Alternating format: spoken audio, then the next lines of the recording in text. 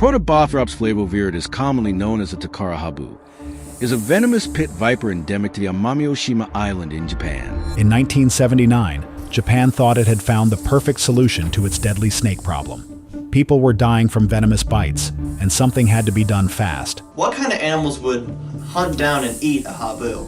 So they released snake killers on this island, small, furry creatures that seemed designed by nature to hunt deadly serpents. Mongoose is quite the predator itself, and its lightning-fast reflexes and thick hide have enabled it to add snakes like the cobra to its list of favored food. The plan was brilliant, the science was solid, and everyone was excited about this natural solution. But 25 years later, it turned into a disaster that shocked everyone. What started as a life-saving mission became one of the biggest ecological mistakes in wildlife history. The snake killers had succeeded, but not in the way anyone expected, and the island would never be the same again. The deadly problem that started it all. Amami-Oshima Island in Japan, renowned for its verdant forests, was once haunted by a lethal menace, the habu snake. Far from being an ordinary serpent, the habu is among the most venomous snakes in Japan and earned a notorious reputation for its aggression and deadly bite. In 1980 alone, approximately 400 individuals were bitten by habu snakes. Tragically, several victims succumbed to the venom, never returning home to their families. The danger was not merely theoretical, it was a daily reality for residents living in constant fear. The habu snake belongs to the same family as rattlesnakes and puff adders, and its venomous nature aligns it with other infamous species such as cobras and coral snakes, large, hostile predators capable of striking swiftly and without warning. Their sudden appearance and lethality turned what should have been a serene island into a dangerous environment. What worsened the crisis was the lack of accessible medical treatment. Although an antidote to the snake's venom existed, it required cold storage to remain effective. Most snake bites occurred in rural, isolated areas of the island, where electricity and proper refrigeration were unavailable. As a result, many victims could not receive the antidote in time, rendering even the best medical efforts ineffective. Faced with increasing fatalities, widespread fear, and a limited healthcare infrastructure, the Japanese government recognized the urgency of the situation. Constructing power lines and hospitals in remote areas was both time-consuming and financially unfeasible. Developing a new, temperature-stable antidote also appeared out of reach, given the time constraints and technological limitations of the era. Amid this crisis, an ingenious idea emerged. Instead of relying solely on modern medicine or infrastructure, why not turn to nature for a solution? The goal was to identify a predator that could control the habu population, a creature that could survive the venom and actively hunt the snakes. It needed to be a natural enemy, one that could thrive in the island's ecosystem without posing a new threat to the local population. And authorities believed they had found exactly what they were looking for. The perfect snake killer. The small Asian mongoose was regarded as an ideal candidate to address Japan's escalating habu snake problem. This agile, carnivorous mammal appeared to possess all the qualities necessary to serve as a natural predator, capable of controlling the venomous snake population. Its speed, resilience to venom, and proven ability to combat similar snakes in other regions made it a compelling solution. For many, the mongoose seemed like a strategic and natural answer to an urgent public safety concern. One of the mongoose's most notable attributes is its remarkable speed and agility. Often described as moving with the swiftness of a lightning bolt, it is capable of dodging and countering the rapid strikes of venomous snakes with exceptional precision. This skill had already made it an effective opponent against cobras, close relatives of the habu snake, throughout parts of South Asia. Observers likened the mongoose's movements to those of a seasoned boxer, weaving and striking with calculated efficiency. Even more impressive is the mongoose's natural resistance to snake venom.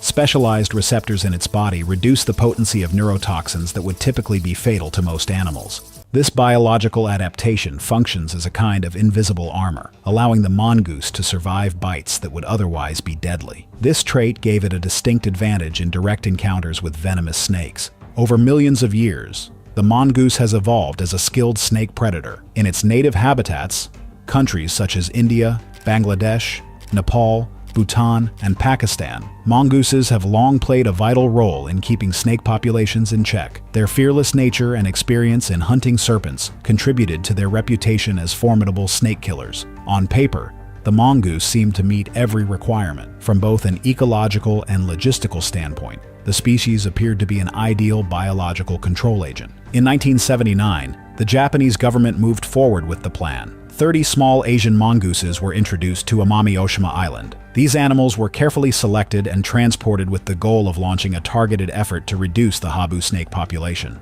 Officials hoped that, in addition to managing the snake threat, the mongooses would also help control the island's growing rat population, which was creating problems for local farmers. At first, the strategy appeared both simple and promising. Let the mongooses roam freely, allow them to hunt the habu snakes, and gradually restore safety and ecological balance to the island. The introduction of a natural predator offered an appealing alternative to expensive infrastructure projects and the ongoing difficulties of distributing refrigerated antivenom in remote areas. It was seen as a cost-effective, long-term solution that could resolve two major problems simultaneously. The snake is unsure where to strike. The enemy is confusing, its collected parts interchanging yet strangely coordinated, uniting as one. Public reaction was largely positive. Many residents and government officials welcomed the initiative with enthusiasm, hopeful that this small animal would finally bring an end to years of fear and uncertainty. The arrival of the mongooses was heralded as the beginning of a safer, more manageable future for the island's inhabitants. But one thing is theory, and another is real life.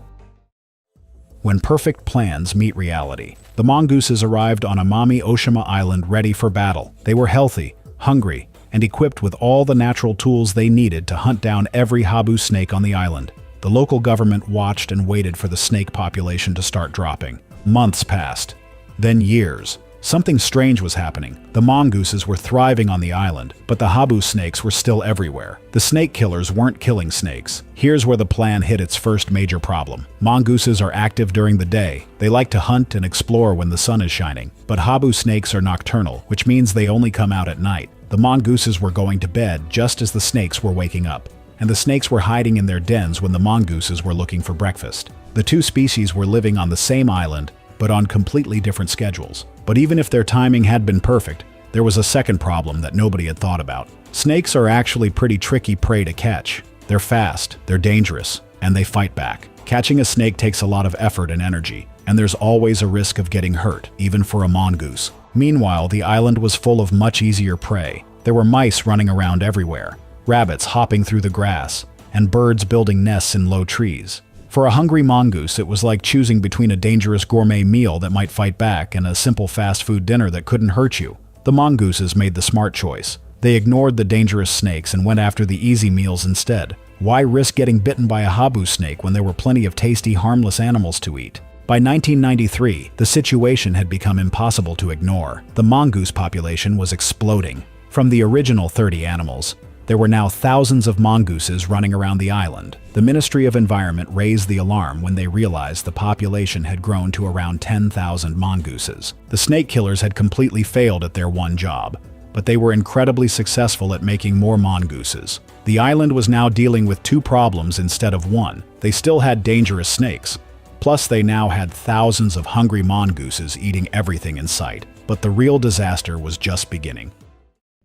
The unexpected victims. While everyone was focused on the mongoose and snake situation, something terrible was happening in the shadows. The mongooses had discovered that Amami-Oshima Island was like a giant buffet table, and they were hungry guests who didn't know when to stop eating. The mongoose population at Kawainui Marsh has exploded in recent years, killing endangered birds.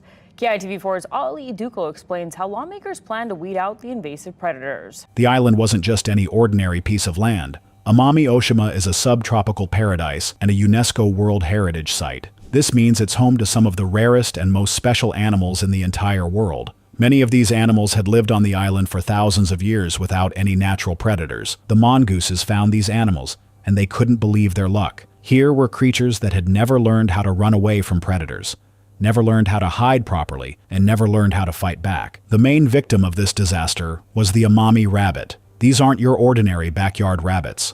They're often called living fossils because they're the last surviving members of an ancient species of Asian rabbits. Thousands of years ago, these rabbits lived on the mainland, but now they can only be found on two tiny islands. The Amami rabbit had survived ice ages, volcanic eruptions, and countless natural disasters, but they couldn't survive the mongooses. These ancient creatures, which had lived peacefully on the island for generations, suddenly found themselves being hunted by a predator they had never seen before. The mongoose attack on the Amami rabbits was devastating. The rabbit population began dropping fast. These living fossils, which had survived for millions of years, were now in danger of disappearing forever. The mongooses were destroying a piece of natural history that could never be replaced. But the rabbits weren't the only victims. The mongooses also discovered Amami spiny rats, another species that existed nowhere else in the world. These unique creatures, which had evolved specifically for life on this island, were also defenseless against the mongoose invasion. Within just a few years, about 15 different species that were found nowhere else on Earth were in serious trouble because of the mongooses. The island's ecosystem, which had been balanced for thousands of years, was falling apart. The mongooses weren't just hunting for food, they were also eating bird eggs, which meant entire species of birds were struggling to reproduce. Every egg that got eaten was one less baby bird that would grow up to have babies of its own. In just 20 years, the habitat of some small animals shrank by 40%. The snake killers had turned into ecosystem destroyers, and the disaster was getting worse every day. The island under siege. By the early 2000s, Amami Oshima Island was facing an ecological emergency. The mongooses had spread everywhere, and they were eating everything. What had started as a simple solution to a snake problem had turned into an environmental nightmare. The numbers were shocking. The mongoose population had grown from 30 animals to over 10,000 in just 2 decades. That's more than 300 times the original number. Every single mongoose needed to eat every single day, and they weren't picky about their food choices. The island's unique ecosystem was collapsing. Islands are special places where animals evolve in isolation, creating species that exist nowhere else on Earth. But this also makes island animals incredibly vulnerable to invasive species. They haven't evolved defenses against predators that don't naturally belong there. The mongooses were like an army of tiny soldiers conquering everything in their path. They would eat anything they could catch. Mammals, birds, reptiles, insects, eggs, and even fruits. Nothing was safe from their appetite. Scientists started documenting the damage, and what they found was heartbreaking. The Amami rabbits, which had once been common throughout the island, were now rare and getting rarer. The likelihood of seeing one of these living fossils in the wild had dropped dramatically. The spiny rats were also disappearing fast. These small, unique creatures had evolved over millions of years to live perfectly on this island. But they had no defense against mongooses, which could hunt them day and night. Bird species were in crisis too. The sounds of the forest were getting quieter as fewer and fewer birds survived to sing. The ripple effects were spreading throughout the ecosystem. With fewer birds to eat insects and seeds, the balance of the forest was changing. Plants that depended on birds for seed dispersal were struggling to reproduce. Insects that were normally controlled by bird populations were increasing in number. Local residents were starting to realize the horrible truth. The solution to their snake problem had created a much bigger problem. The cure had become worse than the disease, and the island's entire ecosystem was paying the price. Something had to be done, and it had to be done fast. But removing 10,000 mongooses from a large island wasn't going to be easy. The real battle was just beginning. The fight back begins. In 2000, the Japanese government finally admitted what everyone on the island already knew. The mongoose experiment had been a complete disaster. The snake killers had become ecosystem destroyers, and immediate action was needed to save the island's unique wildlife. The Ministry of Environment launched an active program to reduce the mongoose population. This wasn't going to be a simple job. The mongooses had spread across the entire island. They were excellent at hiding, and they were still reproducing at an incredible rate. The first attempts were pretty basic. Officials set up simple traps along the roads, hoping to catch mongooses as they traveled around the island. But this approach barely worked. The mongooses were smart enough to avoid most of the traps, and even when they did get caught, their numbers were so substantial that these limited interventions had little overall impact.